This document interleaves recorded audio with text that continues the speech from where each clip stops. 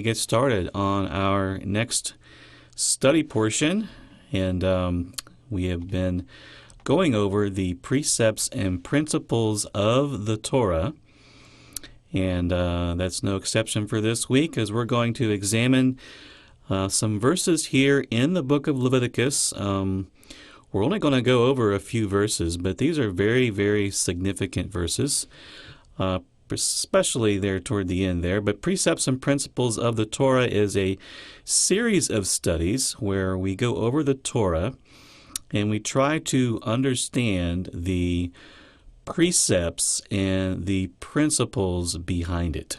And so our goal is that we would be walking in not only just the regular Torah and what it says and all that stuff, but we also want to get into not just the law itself, but the spirit behind what is written. And the intent of everything in the Torah is 100% love. That is what the Torah is all about. And so that's the perspective with which we are going to look at it.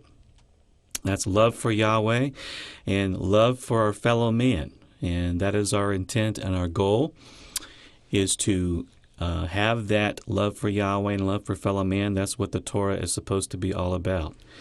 So that's how we're going to look at it. So we are going to get started here then, and we're going to start with chapter 18. We're going to basically pick up where we left off, and this is our 25th installment here. We talk a lot about the importance of walking out Yahweh's law, but we also want to understand what it is He's actually asking us to walk out. And we'll find as we go through these things, there are good reasons for everything that Yahweh has given us. And so we're going to start here with verse 19 in Leviticus chapter 18. And it says, "You shall not approach a woman to uncover her nakedness as long as she is in her," and it says impurity in the Hebrew, or the Hebrew word actually there is the Hebrew word nida. And nida simply means impurity. Menstruous, filthiness, impurity, ceremonial impurity, menstruation, and so on. It's referring to uncleanness, the implication of needing to be set apart, or as someone with whom contact should be avoided in order to not become unclean. This is a 7-day time period.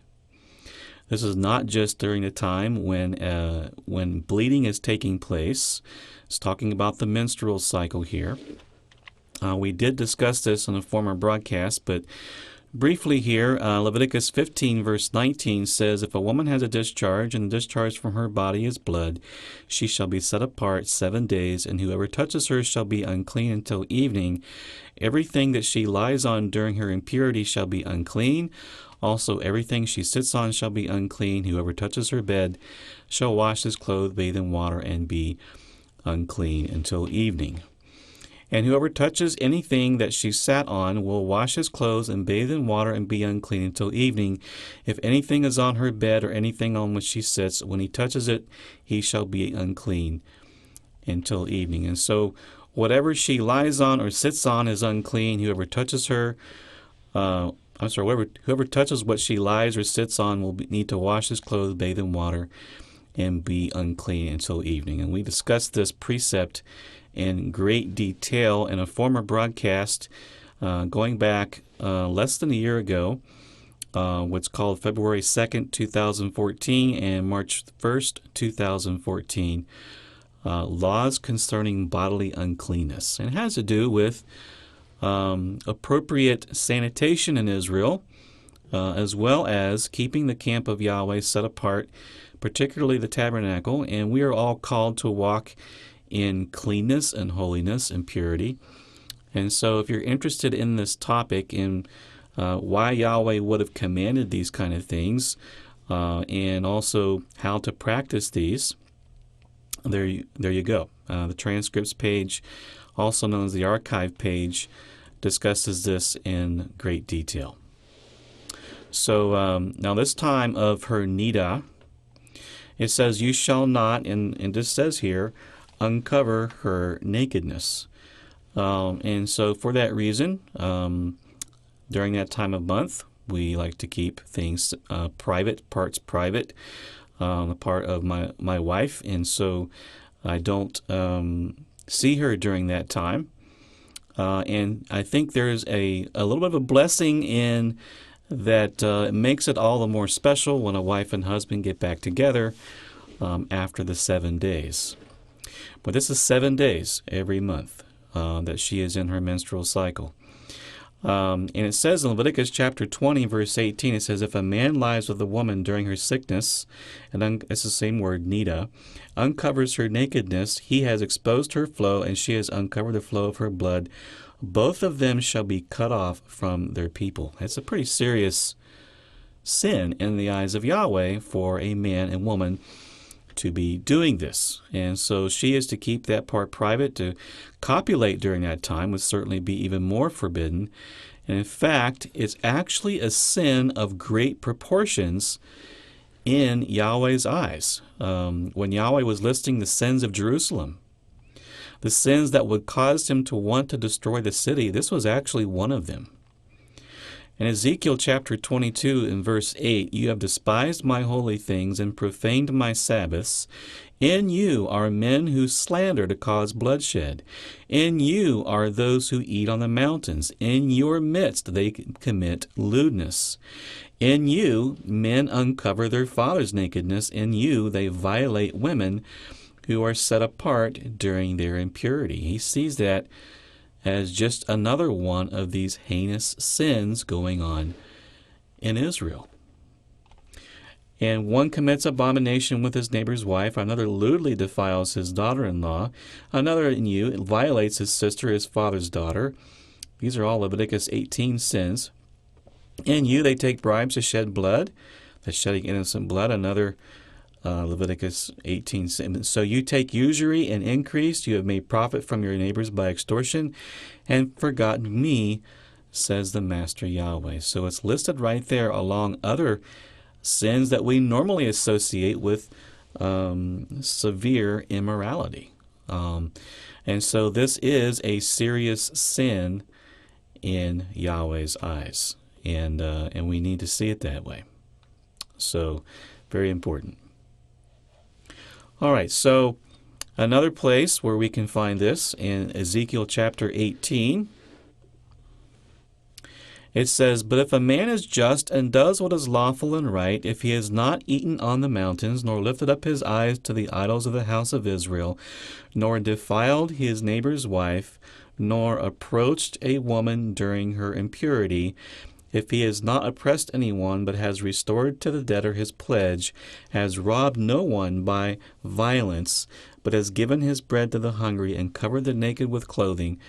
He's mentioning this sin right alongside a lot of other ones that we in our particular culture happen to associate with pretty serious immorality. And so this is right there with them. And so we need to take this with the seriousness that Yahweh, our mighty one, our creator, says it is.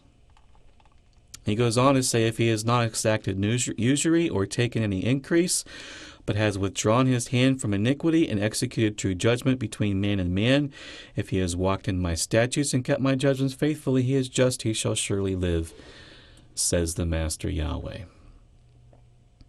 So it is a serious thing, and it is a 7-day time period when she is supposed to be set apart, not just during the time when she may need a pad or something to for the blood flow. So we have to look at it the way Yahweh looks at it, not the way our culture looks at it, not the way we think makes sense, but the way He looks at it. Now, if it was done accidentally, which it can happen, and I want to mention today, listen, today's subject matter is going to be a little bit adult. I mean, it's going to be a lot adult, actually. And so if you have children in the room, it may or may not be something you want them to be have knowledge of or talk about or ask about. So I probably should have done this before we started getting into this. But But this is a lot of adult stuff going on here in these verses, so it's up to you and your family how you want to handle that. So take it with discretion here. But anyway, it says, if a man lies with her at all, so that her impurity is on him, he shall be unclean 7 days, and every bed on which he lies shall be unclean. And so he would essentially be in the same condition she was in. And so this is something that Yahweh sees as serious. And, most of us, we understand that, and we wouldn't do something like this anyway. But it is a 7-day time of being set apart, not just 2 or 3 days or 4 days.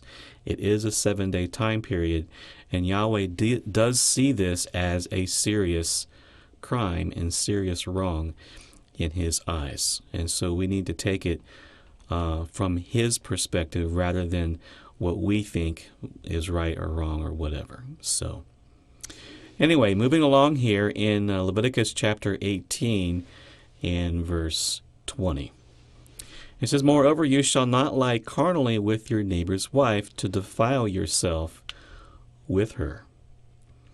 Obviously, this is one we should all know pretty well. It's one of the 10 Commandments. You shall not commit adultery. It is serious enough in Yahweh's eyes to warrant the death penalty. It says in Leviticus 20, verse 10, the man who commits adultery with another man's wife, he who commits adultery with his neighbor's wife, the adulterer and the adulteress shall surely be put to death. Now, in the United States, in most other countries in the world today, adultery is not a crime. I've never understood that. Because if you really think about the damage that adultery does to the most innocent ones in our society, and that's children. Broken homes are the root cause of so many of society's problems. And yet, it's not a crime to create a condition where the home is broken. It harms children. And so, and yet we have in the United States, this is probably one reason why it's not a crime. In the United States, 21% of married men have had an affair or committed adultery, compared to 15% of married women, according to the National Opinion Research Center's General Social Survey. But that number for women has spiked in the last 2 decades, up nearly 40%. And so about 1 out of 5 marriages, the husband has already committed the crime. And roughly 1 out of 7 marriages, the wife has. And adultery among women used to be a lot more rare. But possibly the advent of the internet and emotional relationships taking place there, Facebook, along with increased financial independence. Maybe it's easier for women to get divorced, to get emotionally involved with other men. And so, this is going on in the United States. It's going on all over, but we have at least 1 out of 5 marriages where adultery has already happened. And so, that doesn't even count the adultery in remarriage. There's some people that are married and they're not even supposed to be married in Yahweh's eyes, and Yahweh considers their marriage to be adultery. And we know that from Yahshua's statements in Matthew chapter 5 and Matthew 19 and so on. Scripture says that marriage is honorable among all and the bed undefiled, but fornicators and adulterers Elohim will judge. So it is a serious matter in the eyes of Yahweh. It is a serious matter in the eyes of Yahweh. 1 Corinthians 6:9 says, do you not know that the unrighteous will not inherit the kingdom of Elohim? Do not be deceived, neither fornicators, nor idolaters, nor adulterers, nor homosexuals, nor sodomites, nor thieves, nor covetous, nor drunkards, nor revilers, nor extortioners will inherit the kingdom of Elohim. So it is a serious crime in Yahweh's eyes. Serious crime in the New Testament, serious crime that will warrant damnation in the age to come. Now, repentance and faith in Yahshua can cause us to be redeemed and cleansed from all unrighteousness. We receive cleansing, though, unless we are repentant believers in the Messiah. Moving on to Leviticus chapter 18 and verse 21, it says, "And you shall not let any of your descendants pass through the fire to Molech, nor shall you profane the name of your mighty one. I am Yahweh." This refers to the pagan practice of child sacrifice. This is also mentioned in Leviticus chapter 20. It says, "Again you shall say to the children of Israel, whoever the children of Israel or of the strangers who dwell in Israel, who gives any of his descendants to Molech, he shall surely be put to death. The people of the land shall stone him with stones. I will set my face against that man and will cut him off from his people, because he has given some of his descendants to Molech to defile my sanctuary and profane my holy name. And if the people of the land should in any way hide their eyes from the man, when he gives some of his descendants to Molech, and they do not kill him, then I will set my face against that man and against his family, and I will cut him off from his people, and all who prostitute themselves with him to commit harlotry with Molech." Wow. So there's a responsibility to also report the crime and do something about it. Now, Solomon actually was the first king to resurrect the worship of this vile deity known as Molech. Sadly, Solomon brought it back. 1 Kings 11:4 says, "For it was so when Solomon was old that his wives turned his heart after other mighty ones, and his heart was not loyal to Yahweh his mighty one, as was the heart of his father David. So Solomon went after Ashtoreth, the goddess of the Sidonians, after Milcom, the abomination of the Ammonites. Solomon did evil in the sight of Yahweh, and did not fully follow Yahweh as his father David. Then Solomon built a high place for Chemosh, the abomination of Moab, on the hill that is east of Jerusalem, and for Molech, the abomination of the people of Ammon. And he did likewise for all his foreign wives who burned incense and sacrificed to their mighty ones." Now later, Josiah actually defiled this place where the children of Israel had violated the commandment. In 2 Kings chapter 23, verse 10, it says, "He defiled Topheth, which is the valley of the son of Hinnom, that no man might make his son or his daughter pass through the fire to Molech." Jeremiah was a prophet during the time of Josiah. He said in Jeremiah chapter 7, "For the children of Judah have done evil in my sight, says Yahweh. They have set their abominations in the house which is called by my name. And they have built the high places of Tophet, which is in the valley of the son of Hinnom, to burn their sons and their daughters in the fire, which I did not command, nor did it come into my heart. Therefore, behold, the days are coming, says Yahweh, when it will no longer be called Tophet, or the valley of the son of Hinnom, but the valley of slaughter. For they will bury in Tophet until there is no room. The corpses of this people will be food for the birds of the heaven and for beasts of the earth, and no one will frighten them away.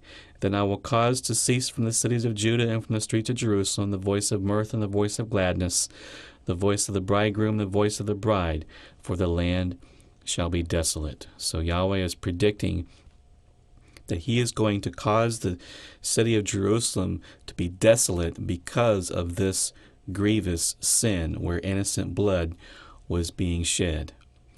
In 2 Chronicles chapter 33 verses 5 through 6, it says that Manasseh had built altars for all the host of heaven in the two courts of the house of Yahweh, and he caused his sons to pass through the fire in the valley of the son of Hinnom. He practiced soothsaying, used witchcraft and sorcery, consulted mediums and spiritists. He did much evil in the sight of Yahweh to provoke him to anger. And on down to 2 Kings 21:16, it says that moreover Manasseh shed very much innocent blood, till he had filled Jerusalem from one end to another, besides his sin which he made Judah sin in doing evil in the sight of Yahweh. And it was because of this innocent blood that Manasseh had shed by causing his sons to pass through the fire, the innocent blood which he had shed in Jerusalem, that Yahweh refused to pardon Jerusalem for their sin. In 2 Kings chapter 24, verses 1 through 2, it says, In his days Nebuchadnezzar, king of Babylon, came up, and Jehoiakim became his vassal for 3 years. Then he returned and rebelled against him. And Yahweh sent against him raiding bands of Chaldeans, bands of Syrians, bands of Moabites, and bands of the people of Ammon. He sent them against Judah to destroy it, according to the word of Yahweh which he had spoken by his servants the prophets. Surely at the commandment of Yahweh this came upon Judah, to remove them from his sight, because of the sins of Manasseh, according to all that he had done, and also because of the innocent blood that he had shed, for he had filled Jerusalem with innocent blood, which Yahweh would not pardon. He would not pardon that sin. It was too heinous in his eyes, too serious a crime of epic proportions in his eyes. Yahweh would not forgive. He could forgive all the sins of Israel, but this one he would not pardon. And you know, I think of the nation that we live in, the United States of America, and so many other nations around the world. When it comes to shedding innocent blood, brothers and sisters, you cannot get any more innocent than a child who is still in the womb. They call it abortion, but Yahweh calls it shedding innocent blood. Yahweh calls it homicide and murder.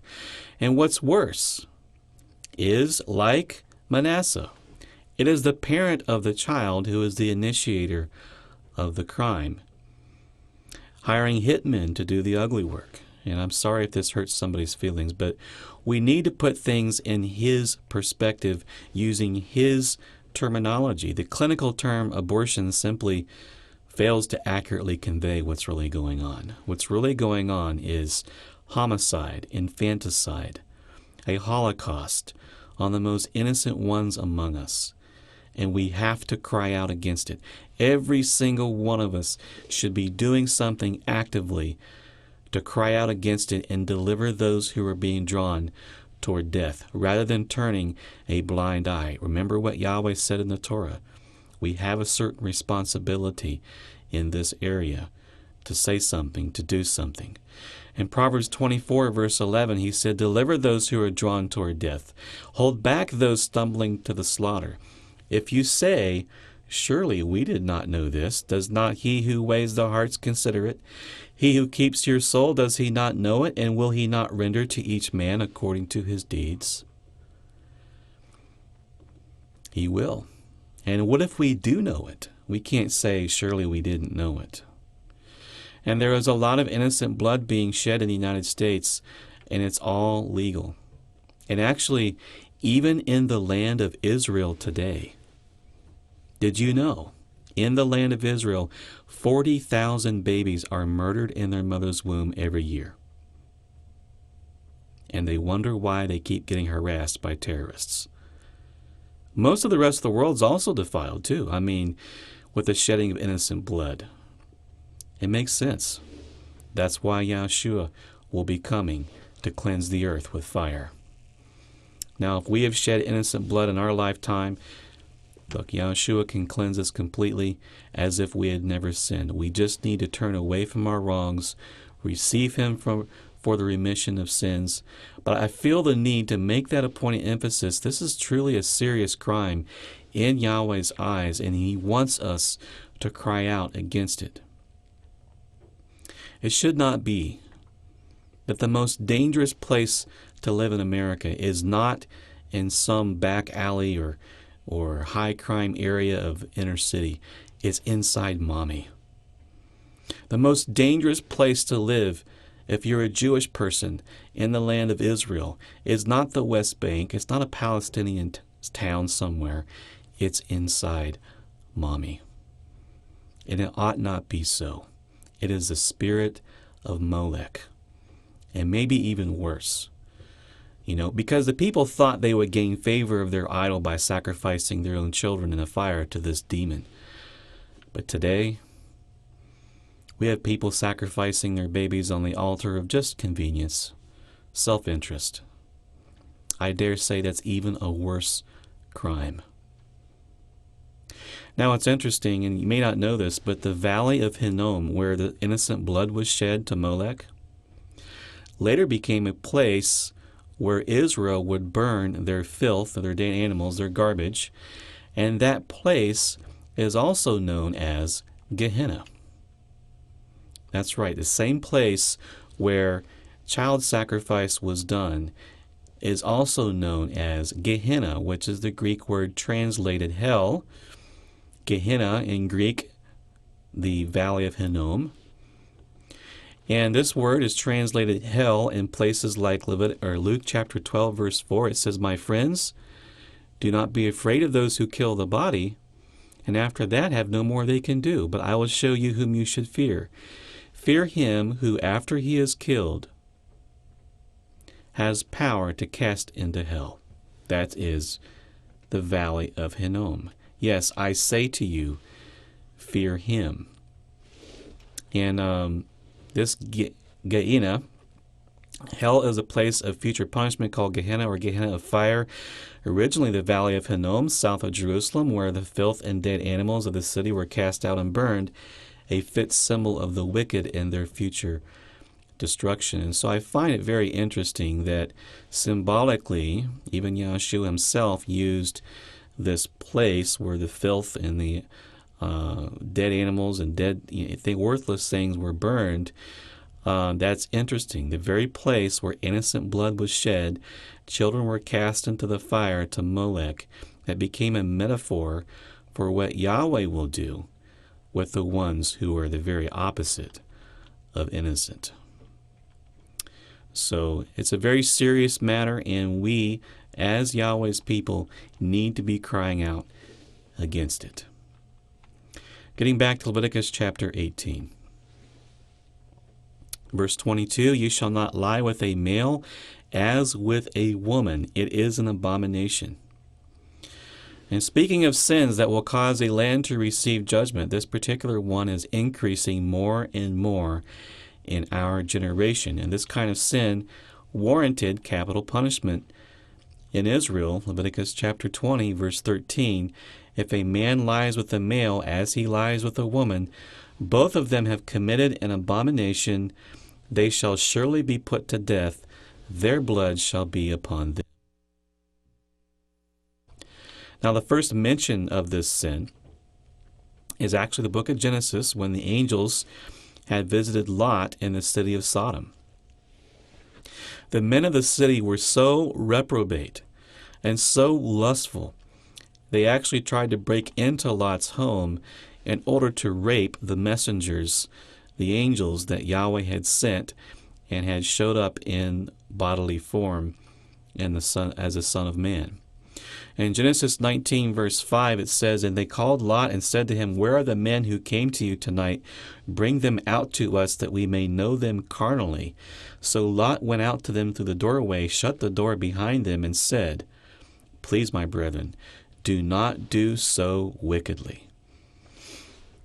And so, of course, we all know the story about Sodom being destroyed with fire and brimstone. It's for that reasons that homosexuals today are sometimes called sodomites in our language. Another place where this sin is mentioned is Deuteronomy chapter 23 in verse 17. And there it says, "There shall be no ritual harlot of the daughters of Israel, or a perverted one of the sons of Israel. You shall not bring the wages of a harlot or the price of a dog to the house of Yahweh your mighty one for any vowed offering, for both of these are an abomination to Yahweh your mighty one." The words translated harlot and perverted one are actually related to the Hebrew word commonly translated holy. Believe it or not, this is Kadesh in Hebrew. And it says the temple prostitute, male or female, the adjective kadesh is like the name Kadesh, which means holy, but holy to what? The female functionaries in the pagan shrines were called kadesha, temple prostitutes, because that's what they were. The name is a sad commentary on the licentiousness of Canaanite worship. The masculine form is used similarly for the male counterpart. In Genesis 38:21 through 22, the usage may be extended to refer to prostitution in general. And this is actually true. In Genesis 38:21, it says that he asked the men of that place, saying, "Where is the harlot who was openly by the roadside?" There was no harlot in this place. So he returned to Judah and says, "I cannot find her." Also, the men of the place said there was no harlot in this place. Of course, we know who that was. It was his daughter-in-law. But this word translated harlot is related to this same Hebrew word here, kadesh, meaning set apart. And so I don't think kadesh necessarily means pure or has the connotation of purity. It's actually set apart. Set apart for what purpose is the question, whether it's set apart for holiness and righteousness or set apart for uncleanness and unholiness. Now, it was common in those days for prostitutes to function in pagan temples, and so that word became a common reference to prostitution in general, whether male or female. And male prostitutes make their first appearance actually in Israel under the reign of Solomon's son, Rehoboam, the son of Solomon. 1 Kings 14:21, and Rehoboam, the son of Solomon, reigned in Judah. Rehoboam was 41 years old when he became king. He reigned 17 years in Jerusalem, the city which Yahweh had chosen out of all the tribes of Israel to put his name there. His mother's name was Naamah, an Ammonitess. Aha, there you go, married a pagan woman. Now Judah did evil in the sight of Yahweh, and they provoked him to jealousy with their sins, which they had committed, more than all that their fathers had done, for they built for themselves high places, sacred pillars, wooden images on every high hill, under every green tree. Remind you of Christmas, under the green trees. And there were also perverted persons in the land. That's the Hebrew word kadesh. They did according to all the abominations of the nations which Yahweh had cast out before the children of Israel. It happened in the 5th year of King Rehoboam. Shishak, king of Egypt, came up against Jerusalem. He took away the treasuries of the house of Yahweh and the treasuries of the king's house. He took away everything. He also took away all the gold shields which Solomon had made. And so judgment came upon Rehoboam for his sin. And now, these perverted persons were not fully dealt with until Rehoboam's grandson, Asa, took the throne in 1 Kings 15:11. Now, he took the throne only 3 years after Rehoboam had finished his reign, but it says that Asa did what was right in the eyes of Yahweh, as did his father David, and he banished the perverted persons from the land and removed all the idols that his father had made. So he got rid of these perverted persons. These are sodomites, temple prostitutes that are male. Again, Kadesh. And then Jehoshaphat, about 15 years or so after Rehoboam had allowed them to dwell, apparently they're persistent, and even though Asa tried to remove them, they weren't completely removed until Asa's son, Jehoshaphat, fully removed them. It says, now the rest of the acts of Jehoshaphat, the might that he showed, how he made war, are they not written in the book of the Chronicles, the kings of Judah, and the rest of the perverted persons who remained in the days of his father Asa, he banished from the land. So these people are very persistent, aren't they? And I don't know why he banished them. I mean, why did you just not put them to death? Why banish them? I don't understand that. But 2 Kings 23, verse 6, talks about Josiah. In 2 Kings 23, verse 6, he brought out the wooden image from the house of Yahweh to the brook Kidron outside Jerusalem, burned it at the brook Kidron, and ground it to the ashes and threw its ashes on the graves of the common people. Then he tore down the booths of the perverted persons that were in the house of Yahweh, where the women wove hangings for a wooden image. Boy, things were really, really bad. But he took care of this. He got rid of it. And then he says, he brought all the priests from the cities of Judah and defiled the high places where the priests had burned incense, from Geba to Beersheba. Also he broke down the high places at the gates, which were at the entrance of the gate of Joshua, the governor of the city, which were left to the left of the city gate. Nevertheless, the priests of the high places did not come up to the altar of Yahweh in Jerusalem, but they ate unleavened bread among their brethren. And he defiled Topheth, which is in the valley of Son of Hinnom, that no man might make his son or daughter pass through the fire to Molech. Josiah's reforms, I just think they're admirable, he knew what the Torah had said, and he had set his mind on cleaning up the nation of Judah. And, Jeremiah actually was a prophet during Josiah's reign. And it was Jeremiah's father, Hilkiah, who was a high priest, who had found the book of the law in the temple, just one chapter earlier here in chapter 22 of 2 Kings. And so, Josiah, he was trying to clean things up. Yeah, I'd love to have met him, but he was spared. He was spared from seeing Jerusalem destroyed.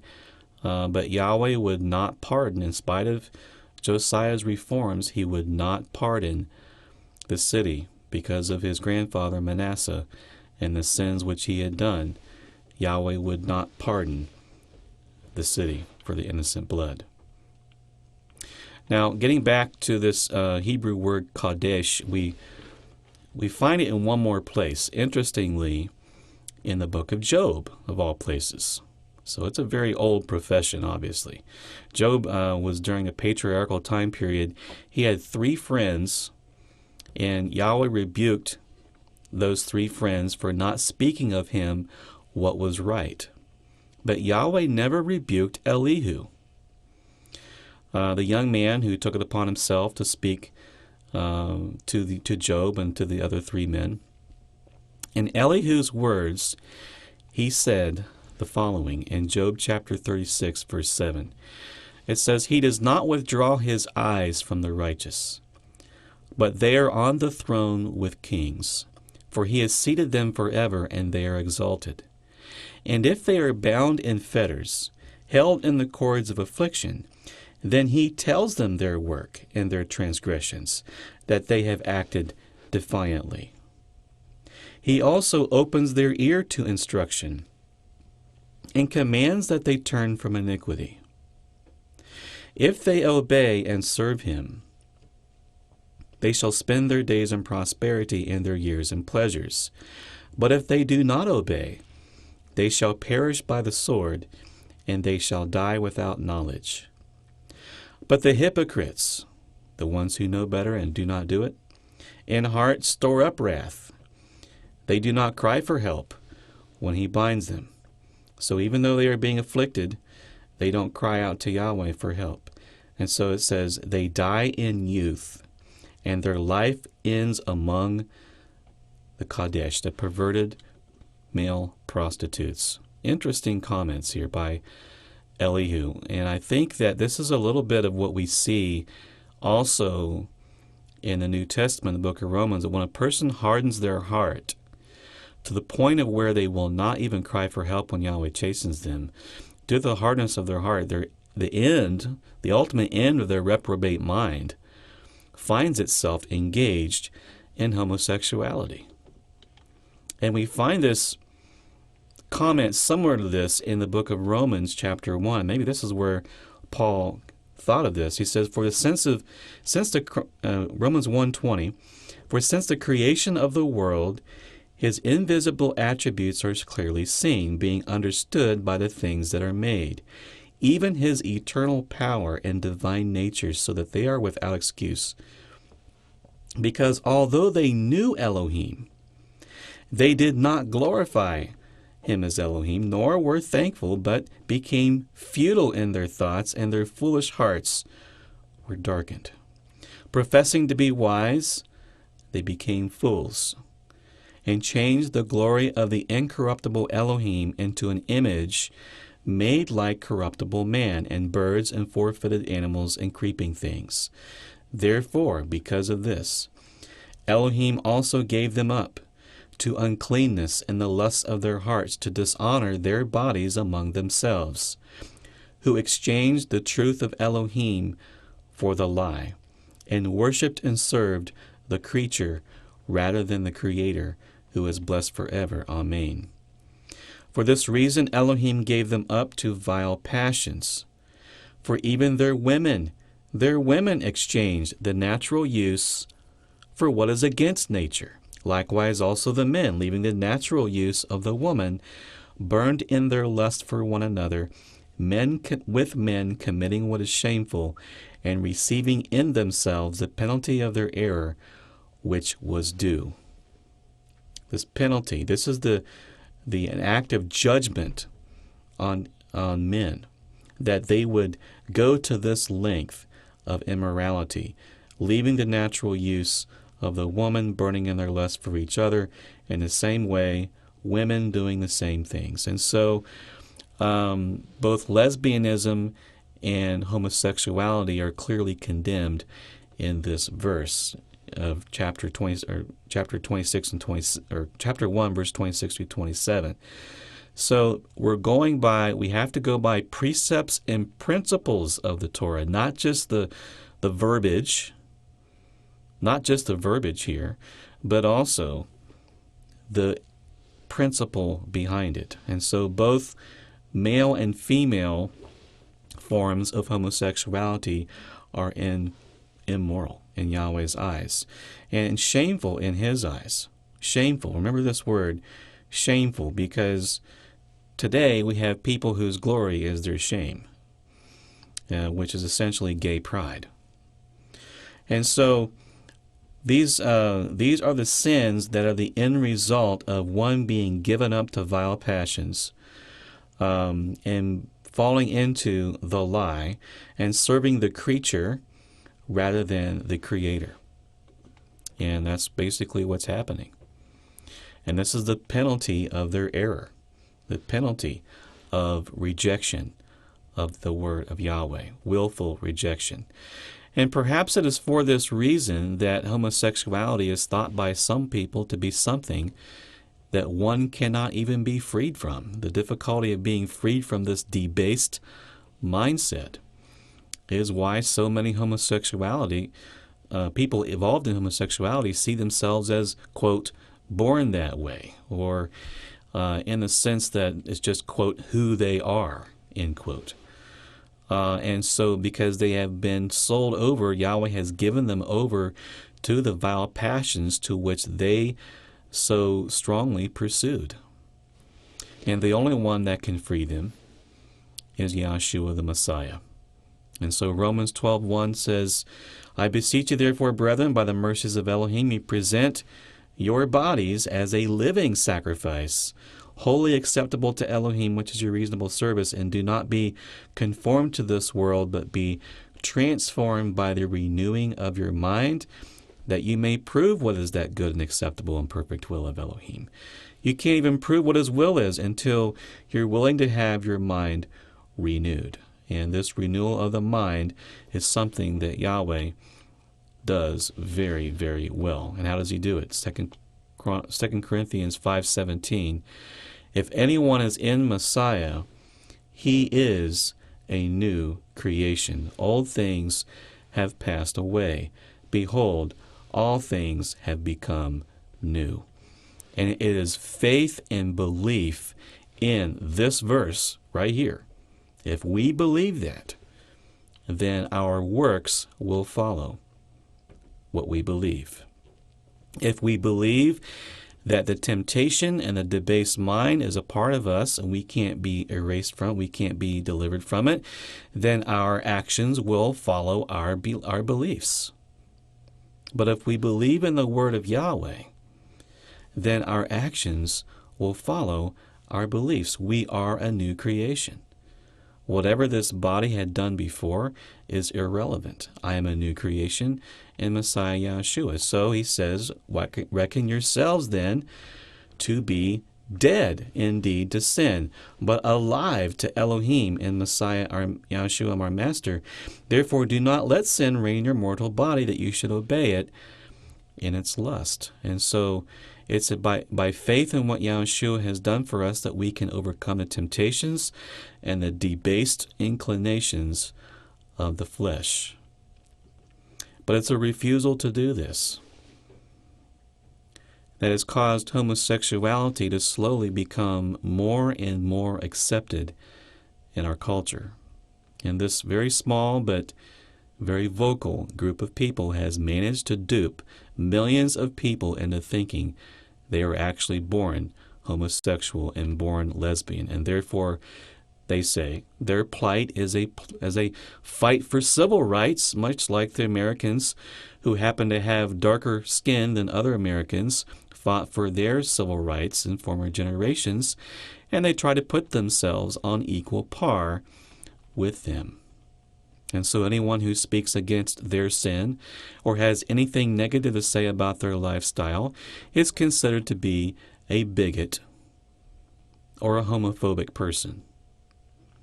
But I hear these things and I say, wait just a minute here.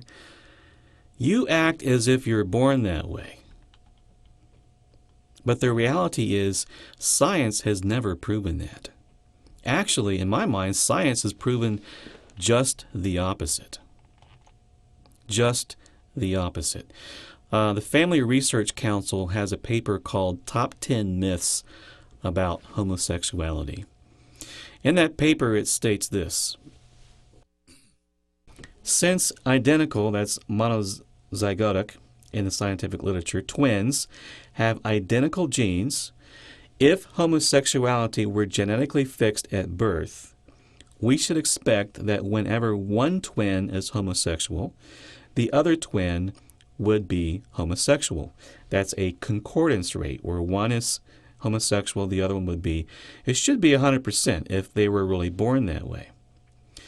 But researchers Peter Bierman and Hannah Bruckner from Columbia and Yale, respectively, studied data from the National Longitudinal Study of Adolescent Health and found even lower concordance rates of only 6.7% for male, 5.3% for female identical twins. In fact, their study neatly refuted several of the biological theories for the origin of homosexuality, finding social experiences in childhood to be far more significant. If it was not clear in the 1990s, it certainly is now. No one is born gay. And that's the Family Research Council, the top 10 myths about homosexuality. So only 6 out of 100 and 5 out of 100 cases where one twin becomes homosexual or lesbian, the other does as well.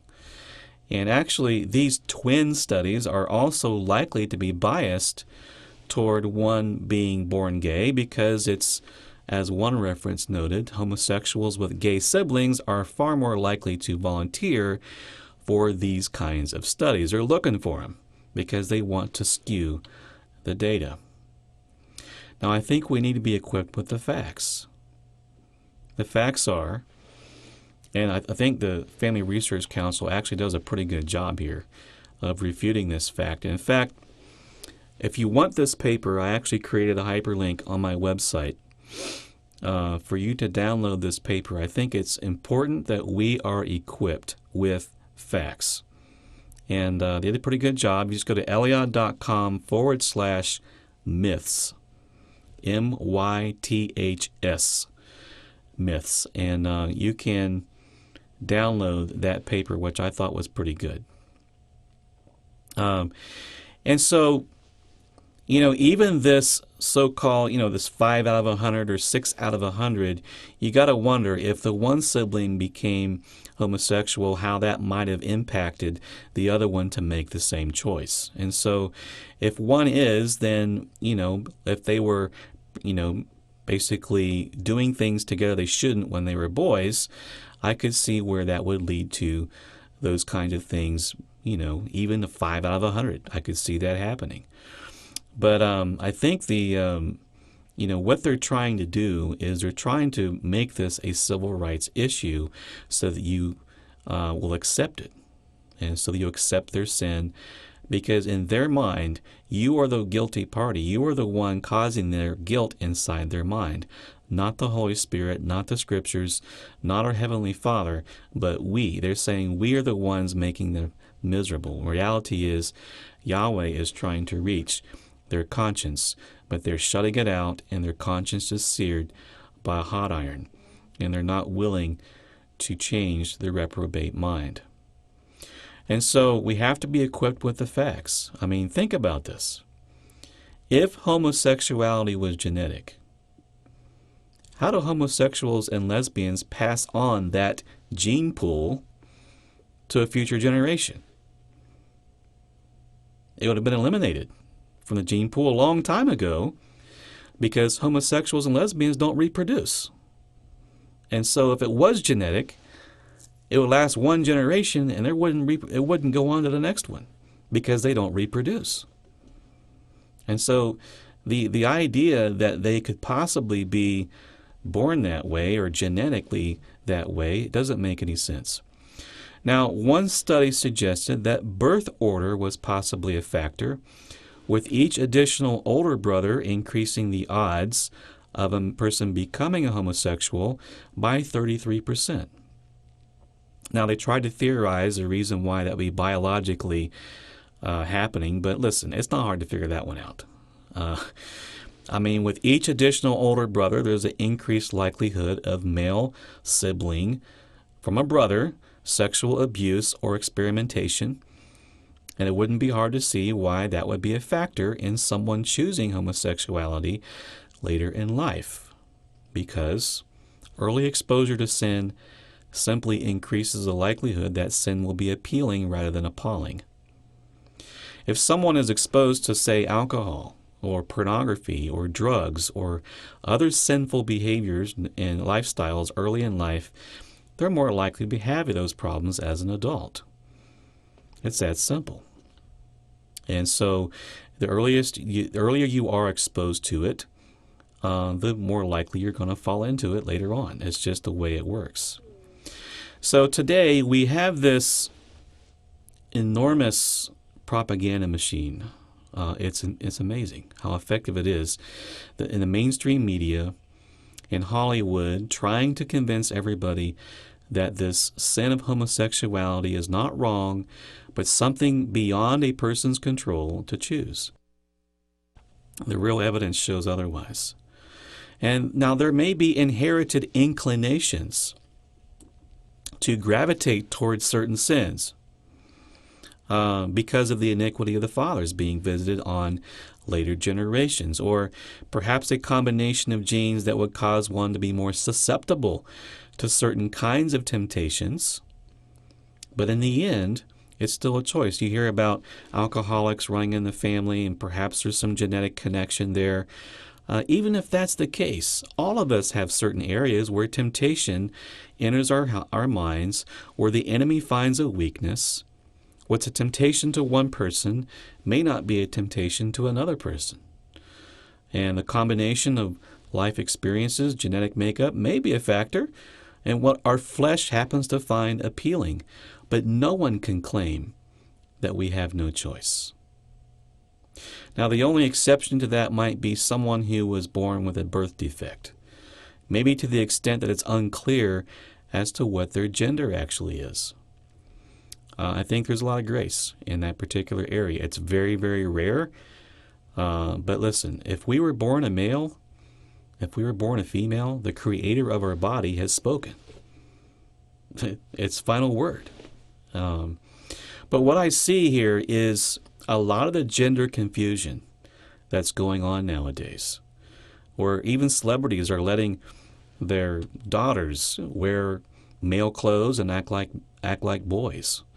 I think a lot of this stuff, this confusion, really has its roots in the women's liberation movement. I say this because There was a time in America where men were men and women were women. And there was clear-cut men were men, women are women. But men were allowed to mistreat and abuse their wives and their families. There was a time in America where they could commit domestic violence against their wives, and it usually went unpunished. The women's liberation movement was birthed partly because of this. When women won their right to vote, they had a major part in passing the amendment to the Constitution that outlawed the sale of alcohol. That was because when men got drunk, domestic abuse often went along with it. So I blame the men for the liberation movement, at least partly. But with this liberation movement came the desire for women to be more and more and more like the men.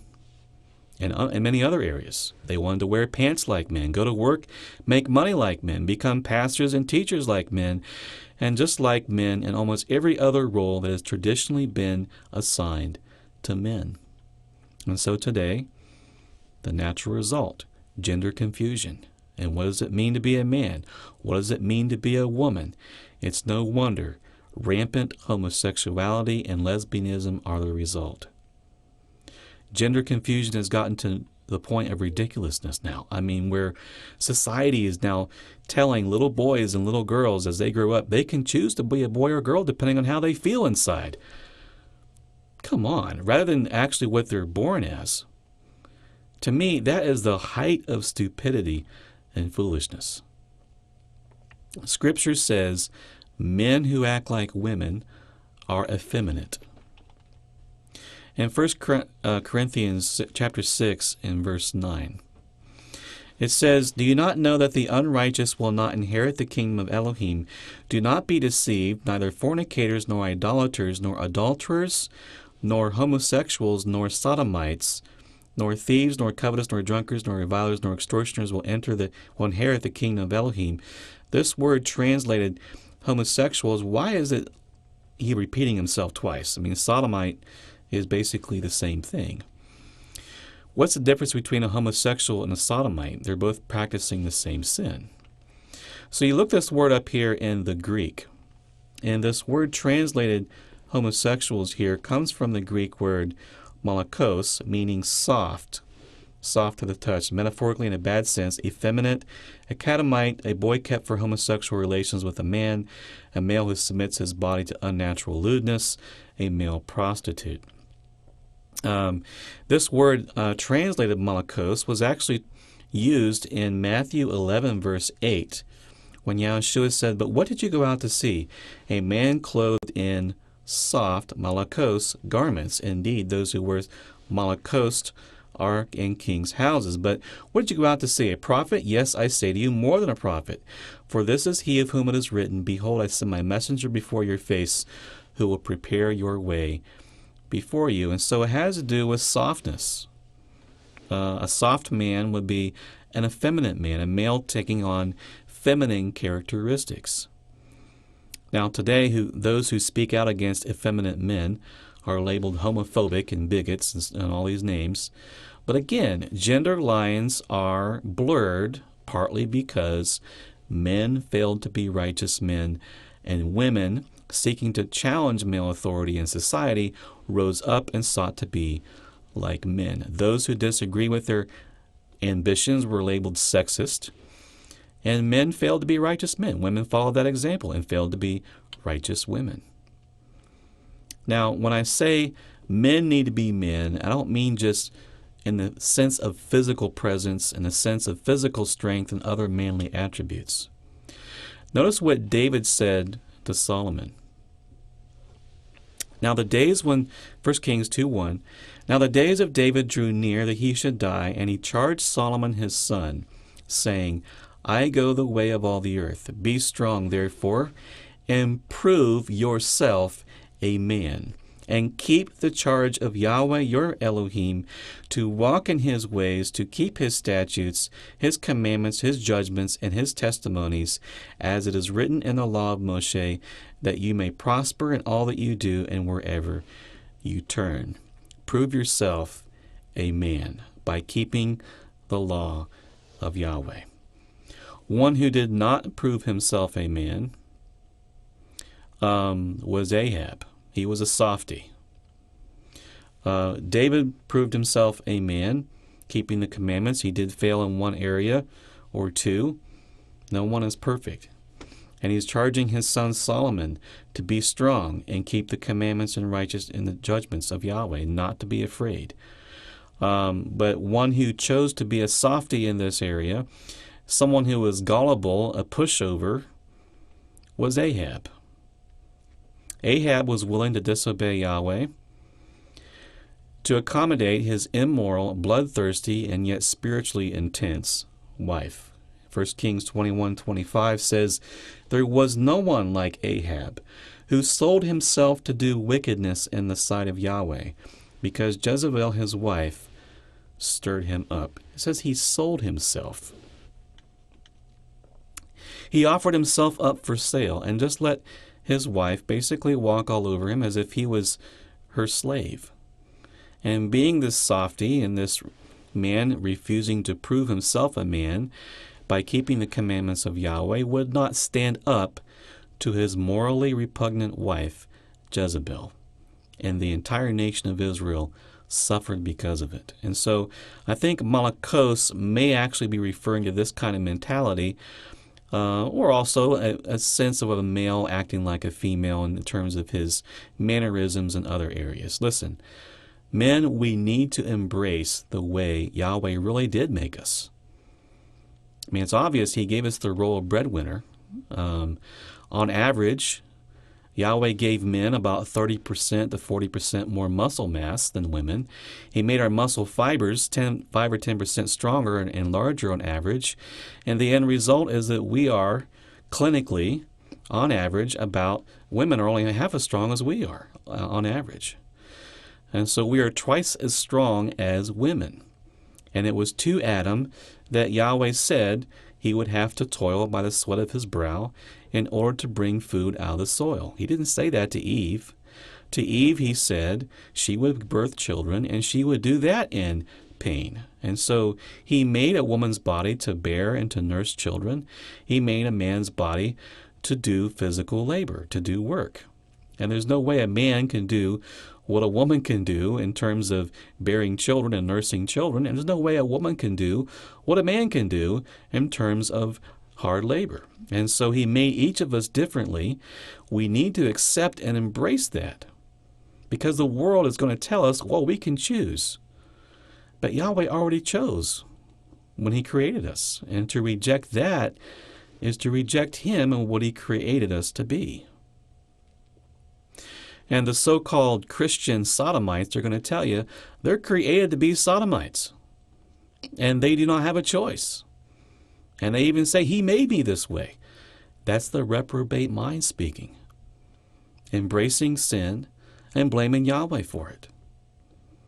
And you're going to be seeing more and more of this in the days ahead. We need to cleave to the word of Yahweh, no matter what the scientists claim the evidence is, just like they say evolution, and they say, oh, we're just descendants from the ape family. They're going to keep trying to prove a person's born to be a sodomite and a lesbian because that's what they want to prove. And so they're going to look at evidence and they're going to interpret it from that perspective. And so we're going to have to fight against this mentality that's in our culture. Men need to embrace their roles of father and husband that he's given us. Don't fall into this effeminate mentality. I mean, with our superior strength comes a responsibility to use that for protecting our families, rather than using it to abuse and rule over our families with intimidation and anger. I've heard too many stories and cases of men in this faith, too, abusing their wives physically, justifying themselves for it. Yahushua he could have used his position of power to force this world into submission, but he didn't do it. He came, he served us, he loved us, and he died for us, so that we would be compelled of our own free choice to serve him in return with a willing heart. And that's how we need to lead our families. Yahweh gave us the role of leadership. We need to take it and lead the way Yahushua leads. Women, embrace the protection that you have in that leadership. Embrace your role of being a supporter and a helper to the men in leadership. No army will be successful unless the men on the front lines have support troops behind them, providing the basic necessities of food, ammunition, medical supplies. And women are called to be that support troop in the battle. And you are an essential part of Yahweh's army. Very important. Yeah, even David, he said, the same reward will be given to those fighting the battles and those staying with the supplies. And so there are women that were following Yahushua and the 12 disciples. What were they doing? He chose 12 apostles. What were they doing? Mark 15:40, there were also women looking from afar, among whom were Mary Magdalene, Mary, the mother of James, the less, and Joseph, with Salome, who also followed him and ministered to him when he was in Galilee, and many other women who came up with him to Jerusalem. And so Yahushua, notice he never chose a woman to be one of his 12 apostles, and that was no slight against women. It's just simply not their role. And so as men minister to the people, the women are called to minister to the men in a supportive role so that they can more effectively minister to the people. And this is true in marriage. It's true in the body of Messiah as well. And a full teaching on this topic, the role of women in the body of Messiah, which by default will also tell you what the role of men are, is found at EliYah.com/women.html. Now, I say these things, and the reason why I'm going on about this is because there is an unclean spirit seeking to blur the gender lines that Yahweh has established. It has crept into the Christian church, and it is trying to make its way into our faith of Yahushua and Torah. And this unclean spirit ultimately wants to justify the blurring of these lines until we're ultimately justifying sodomy and lesbianism. That's where it leads. But listen, no matter what they say, we want to cleave to the word of Yahweh, following his spirit. Yahweh's word says those who are practicing this sin will not inherit the kingdom of Elohim. Neither fornicators, nor idolaters, nor adulterers, nor homosexuals, nor sodomites, thieves, covetous, drunkards, or revilers, or extortioners will enter or inherit the kingdom of Elohim. So it's a very serious matter in Yahweh's eyes. Now, this word translated sodomites here, it's simply arsenokoites, one who lies with a male as with a female, a homosexual. Now notice that it is from 730 and 2845. And so we're going to look at these. 730 simply means a male.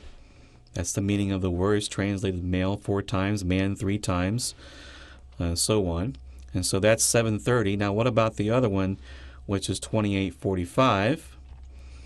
It says 2845. We look at 2845. It says koite, a place for lying down, resting, sleeping in a bed, a couch, the marriage bed of adultery, cohabitation, whether lawful or unlawful, sexual intercourse. This word koite is where we get the English word coitus, meaning copulation or intercourse. And so the word is basically also used to describe the marriage bed, the place for lying down and copulation. And so we're talking about laying down. These two words, we have arain, that's where we got this word, and then koite, that's where we get the coitus. So we're talking about laying with men. That's what the meaning of this word is. And that's why they translated sodomite. And so this word, and it's kind of related to exactly what the Torah is saying. You shall not lie with a male as with a woman. It is an abomination. If a man lies with a male as he lies with a woman, both of them commit an abomination, they shall surely be put to death. And so the message in Scripture is very clear on this issue. I feel the need to go over these things because the modern sodomites, and believe it or not, there are some who actually claim to be Torah-keeping believers, try to justify this sin. Now, you may not have run into that, but I have. And they say, oh, Yahweh doesn't forbid monogamous homosexuality. But it's clear in Scripture you're not supposed to practice this morally reprehensible behavior. Even our plumbing is kind of built. It's not the way we're created to be. It's unnatural. But homosexuality is a big issue in today's society. It's shoved in our faces. If you watch TV shows produced by Hollywood, some parts of Europe, it's actually a crime to speak against them. They call you a person committing a hate crime if you even quote a scripture and speak against them in some places. And so they're trying to bring that kind of thing into the United States as well. And it reminds me of this scripture in Isaiah 5, verse 20. Woe to those who call evil good and good evil, who put darkness for light and light for darkness, who put bitter for sweet and sweet for bitter. Woe to those, and this is what you hear, all that they're wise in their own eyes and prudent in their own sight. And that's exactly how I have seen many of them act, so wise in their own eyes, yet they call evil good and good evil. May Yahweh give us discernment in this age. And in the latest craze, I say craze because it's completely crazy, is this idea of gay marriage. I mean, gay marriage is basically an assault on real marriage. Satan wants to destroy the family. He hates family because it's a wall of defense against his attempts to attack children. And what greater way to attack the children and redefine the family by redefining marriage with a union that Yahweh calls an abomination? Blurring the lines, changing the definitions of things. That's what the enemy wants to do. And those who promote what they call gay marriage, they want to tug at your heartstrings and say, oh, I just want equal rights to marry the one I love. Oh, come on. If we went by that, it would stop someone from marrying their aunt, their uncle, their mom, their dad, their brother, their sister. I mean, if that's the one they happen to love, why can't they marry him? They just have equal rights. I mean, I wonder if that's what's next, actually. I really do. It wouldn't surprise me. The bottom line is we are accountable to the one who created us. He created the institution of marriage. He says homosexuality, incest are wrong. It's wrong. Simple as that. And hostility toward those who uphold Scripture as a standard of morality is going to increase, and that's us. They're going to be more and more hostile against us. And so as we humble ourselves, acknowledge the wisdom of Yahweh, expect to be called evil by those who do evil, and respond to them not with anger, not with condemnation and harshness, but with meekness and with wisdom. 1 Peter 3:14, but even if you should suffer for righteousness' sake, you are blessed. And do not be afraid of their threats, nor be troubled. But sanctify Yahweh Elohim in your hearts, and always be ready to give a defense to everyone who asks you a reason for the hope that's in you, with meekness and fear.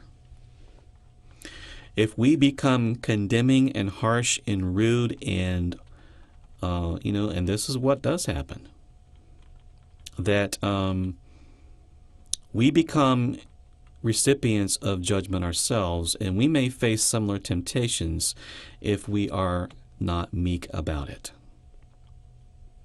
And I think that's one reason why sometimes you find that the homosexual crowd calls those who are speaking so strongly against them homophobic, that they're trying to hide their own homosexuality, because those who are so harsh and condemning and unloving toward the sinner find themselves being tempted in the same areas because of their harsh judgment. But so we have to be careful about that. We're going to uphold the standard of Yahweh. But when it comes to the actual person themselves and how we talk to them, how we treat them, how we interact with them, it needs to be the way Messiah acted toward us. Yes, biologically we know, scripturally we know, men belong with women. The survival of mankind depends on that. Anything other than that is contrary to nature and common sense. And yes, we have perverted persons in the land.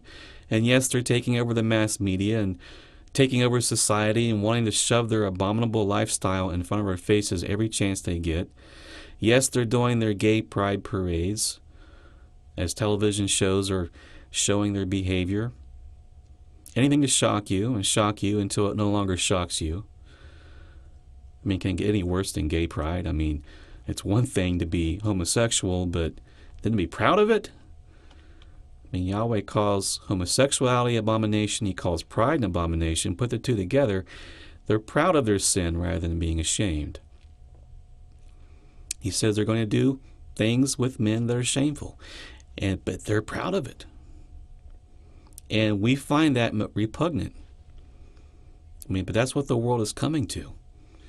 And not only are they practicing their sin, but they're proud of the fact that they are. And it's true. The day is coming, burning like an oven, Malachi 4:1. And all the proud, yes, all who do wickedly, will be stubble. And the day which is coming shall burn them up, says Yahweh of hosts. That will leave them neither root nor branch. But to you who fear my name, the Son of Righteousness will arise with healing in his wings. And you shall go out and grow fat like stall-fed calves. You shall trample the wicked, for they will be ashes under the soles of your feet. On the day that I do this, says Yahweh of hosts, remember, remember, remember the law of Moshe my servant, which I command him in Horeb, for all Israel with the statutes and the judgments. That is what we will be judged by, ultimately, in the final day. So we need to remember. The kingdoms of this world, when they become the kingdom of Messiah, it'll come to pass in the latter days, Isaiah 2:2. The mountain of Yahweh's house shall be established on the top of the mountains, and shall be exalted above the hills, and all nations shall flow to it. Many people will come and say, come, let us go up to the mountain of Yahweh, to the house of the mighty one of Jacob. He will teach us his ways. We will walk in his paths. For out of Sion shall go forth what? The law of Moshe, the law, the word of Yahweh from Jerusalem. He shall judge between the nations and rebuke many people. They shall beat their swords into plowshares and their spears into pruning hooks. Nation shall not lift up sword against nation, neither shall they learn war any more. O house of Jacob, come and let us walk in the light of Yahweh. It's time that we walk in the light of Yahweh now. The way of love, the way of light, the way of purity, the way of cleanness, the way of uprightness, the way of truth, the way of holiness, the way of humility, the way of joy, the way of peace, the way Messiah himself lived. There is no other solution to this world's problems. The one who created us knows best. He absolutely knows best. They don't see it. You see it. They clamor from one thing to another. But we need to proclaim the way of uprightness, the way of truth, the way of holiness, humility, joy, and peace. They don't have peace. They clamor from one thing to another. And that's because there is no peace until the Prince of Peace is dwelling within us. But we don't hate them. We despise what they're doing. We find it repugnant, but we don't hate them. They were created in the image of Elohim also. And we must, as Messiah did, be willing to love them anyway. It was his love for us that caused us to love him in return. It was because he loved us. We must allow Messiah to love them through us. because Yahweh created them to be his children. They, like us at one time, have lost their way, and they're miserable, just as we were miserable. Ironically, the word gay at one time meant happy, but they're not happy. Deep inside, they're not happy. They think their failure, our failure to accept their sin is a source of their unhappiness, but it's not. It's the guilt of their inner conscience, the lack of peace in their hearts that comes with a broken relationship with the Creator, and they think we hate them. But really, they hate us for what we stand for. We've all been there. We ourselves were also once foolish, disobedient, deceived, serving various lusts and pleasures, living in malice and envy, hateful and hating one another. But when the kindness and the love of Elohim our Savior toward man appeared, not by the works of righteousness which we have done, but according to his mercy he saved us, through the washing of the regeneration and renewing of the Holy Spirit, whom he poured out on us abundantly through Yahshua Messiah, our Savior. And so, brothers and sisters, just as we proclaim the way of uprightness, the way of righteousness, and the way of truth, as new covenant ministers, we also must proclaim the way of redemption. And so let's be strong. Let's be bold. Yahweh, our mighty one, he is in us, and all of heaven is on our side. Let's proclaim this way of righteousness and the way to be redeemed and to be restored in a relationship of peace with Yahweh through Yahshua the Messiah, our Master. And as we do so, my brothers and sisters, may Yahweh bless you, and may Yahweh have mercy on us all.